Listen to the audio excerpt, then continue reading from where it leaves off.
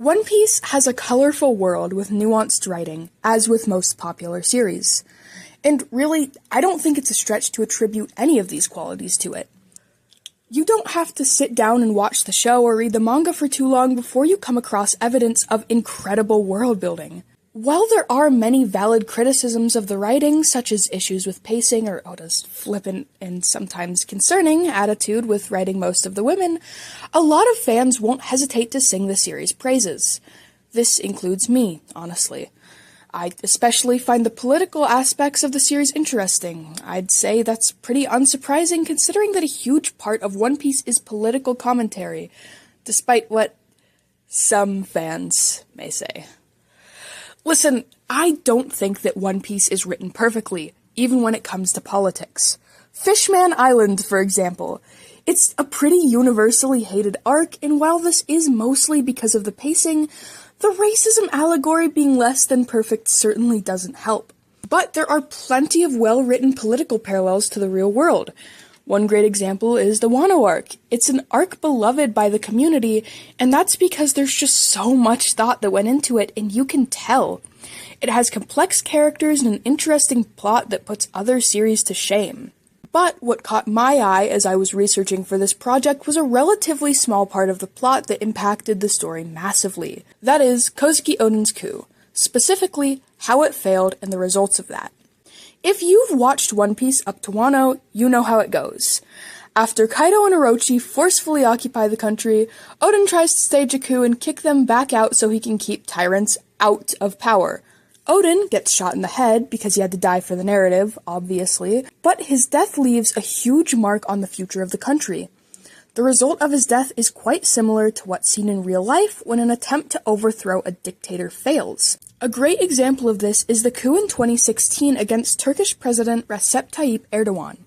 There is certainly a difference in the sense that Oden and his retainers don't kill 300-odd people, but both events are similar in the sense that they both transpired as a result of a less-than-perfect leader being in power. The 2016 Turkish coup attempt failed in the end, and not necessarily unlike in One Piece, it resulted in the very leader that was to be overthrown gaining more power. Kaido and Orochi used Oden's coup as an excuse to silence and imprison any resistance, and Erdogan was accused of using the coup against him for the exact same thing after he detained 40,000 people after it failed. 40,000! This included people in positions of power, like judges and politicians. I don't really find myself doubting all that much that not all of these people were involved.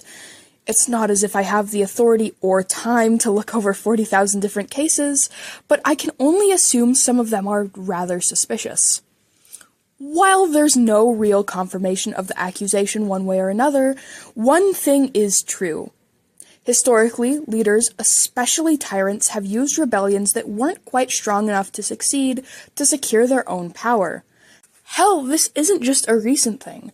One of the earliest examples I could find was from about 480 BCE, when Xerxes the Great was ruling the Persian Empire. Even then, leaders like Xerxes were suppressing rebels with a brutal vengeance in order to consolidate power. It's not new or novel, it's history repeating itself. Listen, it's not as if One Piece is a history textbook or a reliable source for your political knowledge. It's not! It never will be! Oda is biased as an author, and he allows that to bleed into his work.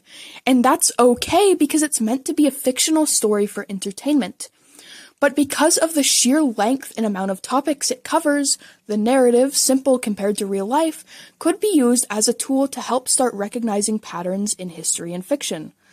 This is the same for a ton of other media too, but I think the plots of One Piece are interesting and diverse enough that it's easier to start with if you're inexperienced drawing parallels between fiction and reality. Anyway, I'm hoping to make a lengthier video soon that I can go more in depth with. Consider this something of a soft launch. I want to promote discussion, but I'm not quite ready to write a polished 30-page script about One Piece and politics, or even just the relationship between fiction and reality in general. I hope to be soon though, so stay tuned, and I'll see you next time.